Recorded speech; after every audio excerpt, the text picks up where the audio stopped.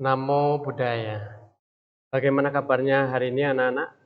Semoga semuanya dalam keadaan sehat, tanpa ada kekurangan apapun, semuanya dalam lindungan Sang Triratna.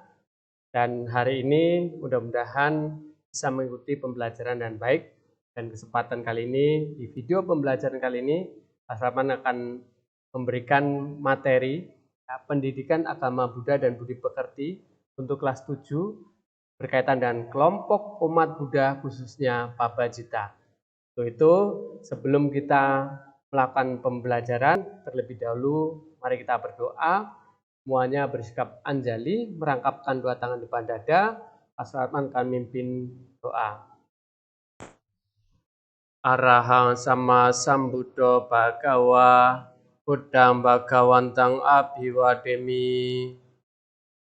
Swakato bhagawata dhammo dhammang namasami. Supatipanno bhagavato sawaka sanggo sanghang namami. Semoga dengan perlindungan Sang Triratna, kegiatan pembelajaran hari ini dapat berjalan dengan lancar. Sabe sata bhavantu sukitata. Semoga semua makhluk berbahagia. Sadhu, sadhu, sadhu. Baik, setelah kita berdoa, tentunya anak-anak di rumah dalam keadaan baik, ya bisa mengikuti kegiatan hari ini, pembelajaran ini dengan baik, dan mohon untuk perhatikan materi-materi yang akan Pak Salman sampaikan. Nantinya ya di akhir Pak Salman akan memberikan evaluasi, tugas evaluasi untuk kalian. Dan apa saja yang akan kita lakukan hari ini yang berkaitan dengan kelompok umat Buddha Pabajita. Tujuannya adalah melalui video pembelajaran YouTube ini, peserta didik dapat memahami tentang kelompok umat Buddha Pabajita, serta dapat menunjukkan perilaku baik dan benar dalam kehidupan sehari-hari. Kita langsung bahas materinya yang berkaitan dengan kelompok umat Buddha Pabajita. Yang pertama adalah pengertian. Apa itu Pabajita? Pabajita adalah umat Buddha yang meninggalkan kehidupan berumah tangga dan menjalani kehidupan suci atau brahmacari untuk mencapai nibbana. Kelompok umat Buddha ini, Pabajita dibagi menjadi dua, yaitu biku bikuni dan samanera samaneri. Biku dan bikuni, yaitu kalau biku adalah umat Buddha laki-laki yang meninggalkan kehidupan berumah tangga. Sedangkan untuk bikuni adalah umat Buddha perempuan yang meninggalkan kehidupan berumah tangga. Dan yang kedua, kelompok kedua yaitu samanera samaneri. Samanera adalah calon biku, samaneri calon bikuni. Kita bahas yang pertama terlebih dahulu, kelompok samanera samaneri. Bagi umat Buddha yang ingin menjadi anggota sangga atau biku, bikuni, mereka harus mengikuti latihan menjadi samanera samaneri. Atau programnya disebut Pabaja Samanera Samaneri. Menjadi samanera artinya menjadi murid dari anggota sangga yang sudah mempunyai wewenang. Ya, masa kebikuannya sudah memenuhi syarat. Setelah sekian lama dan atas rekomendasi dari guru, maka samanera tersebut dapat ditabiskan menjadi seorang biku dalam sebuah upacara yang namanya upasampada. Upasampada biku. Ini yang berikutnya adalah syarat-syarat menjadi samanera dan samanere. Yang pertama, yaitu mencukur rambut, alis, kumis, dan jenggot. Kalau untuk samaneri berarti mencukur rambut dan alis. Ya. Yang kedua, yaitu memiliki jubah, mangkok, dan wali atau sponsor. Ya. Kemudian yang ketiga, duduk bertumpu lutut dan beranjali mengucapkan tisarana. Yang keempat, tidak memiliki hutang atau dalam penyelesaian masalah. 5. Memiliki izin dari orang tua atau wali. Kalau orang tuanya sudah tidak ada berarti walinya. Dan yang keenam adalah tidak cacat mental. Ini syarat-syarat yang harus dimiliki oleh seseorang yang ingin menjadi samanera atau samaneri. Ingat ada 6 syaratnya. Lalu kemudian apa yang dilakukan oleh seorang samanera samaneri dalam kehidupan sehari-hari? Ada sebuah peraturan atau sila yang harus dilaksanakan oleh samanera samaneri. Peraturannya apa saja? Yaitu dasa sila atau 10 sila. Ya, ditambah dengan sekya dhamma sebanyak 75 dan 15 aturan tambahan. Sehingga totalnya terdapat 100 peraturan.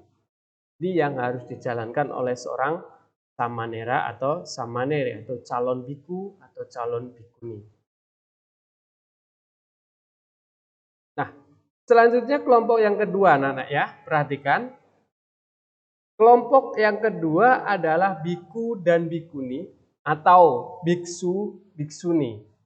Ya. Ini ada gambar Pak Saman tunjukkan pada kalian, yang atas itu bagian kiri atas itu biku. Kalau bagian kanan atas itu bikuni.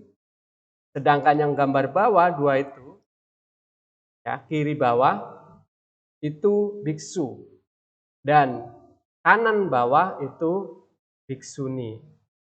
Apa bedanya? Kalau biku atau bikuni itu dari sangga atau kelompok umat Buddha dari sekte Theravada. Kalau biksu atau biksuni ini kelompok Mahayana. Ya. Nah, selanjutnya syarat-syarat apa saja yang harus dimiliki oleh seseorang agar bisa ditabiskan menjadi biku atau bikuni? Yang pertama adalah calon biku sudah memiliki umur atau sudah mencapai umur 20 tahun. Tidak cacat fisik, cacat mental, serta tidak dalam proses pengadilan atau hutang piutang. Yang pertama. Yang kedua, sangha yang menabiskan minimal ada 4 orang biku tera. Ataupun dapat lebih dari 4 tera. 4 orang lebih dari 4, bisa 5 atau 10 biku yang sudah mencapai tingkat tera. Yang ketiga, seorang biku dapat ditabiskan dalam sebuah garis yang namanya sima. Garis sima itu batas-batas yang sudah ditentukan dalam sebuah upacara penabisan seorang biku. Yang keempat, seorang guru atau acarya mengusulkan calon biku agar ditabiskan, kemudian menyusul 3 kali pertanyaan yang menerangkan dan mempertahankan usul pertama diajukan kepada sangga untuk. Jadi ini persetujuan dari seorang guru, ya, diajukan oleh seorang guru kemudian disetujui oleh sangga. Yang kelima, syaratnya adalah setelah disetujui oleh para biku, ya, kemudian dapat dilakukan. Nah, ini ya, setelah disetujui oleh para biku, penabisan dapat dilakukan. Upacara penabisan dapat dilakukan. Ini adalah 5 syarat-syarat ya seorang biku atau bikuni agar bisa dihabiskan. Kemudian yang selanjutnya adalah sila. Sila atau peraturan moral yang dilakukan oleh seorang biku itu berbeda dengan samanera. Apa yang membedakan? Peraturannya. Anggota sangga dalam kehidupan sehari-hari di samping tidak menikah, itu wajib mengikuti peraturan biku. Peraturannya disebut sebagai winaya. Ya, peraturannya sebagai winaya atau patimokkha sila. Ya, winaya atau patimokkha sila. Biku bikuni kelompok umat Buddha dari sekte Theravada tadi ya. Biksu biksuni kelompok dari sekte Mahayana. Ya.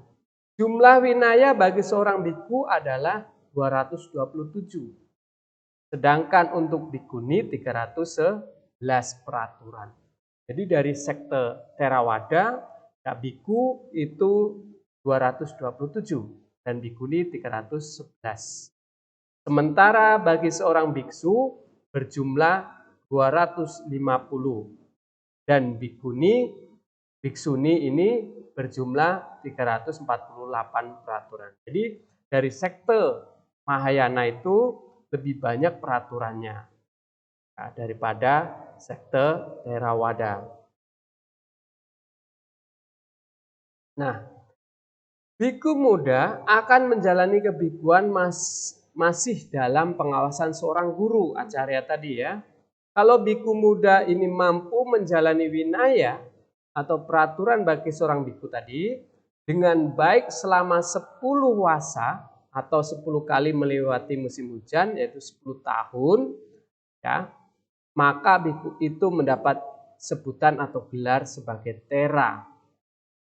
Ya, Tera itu untuk yang biku Theravada. Kalau biku yang Mahayana gelarnya Stawira. Sedangkan ya, untuk Mahayana ya, seorang Tera ini sudah boleh mengambil seorang murid. Ya. Bila mana seorang biku itu sudah mencapai Tera, boleh mengambil murid ya, Samanera atau Samaneri yang diambil dijadikan sebagai murid. Kalau kemudian seorang Tera mampu menjalani winaya dengan baik selama 10 wasa lagi, maka akan mendapatkan gelar Mahatera. Itu berarti Mahatera ini seorang biku yang setelah mencapai 20 tahun masa wasa, ya, 20 kali wasa, maka disebut mendapat gelar Mahatera. Kalau yang dari sekte Mahayana, Mahatawira.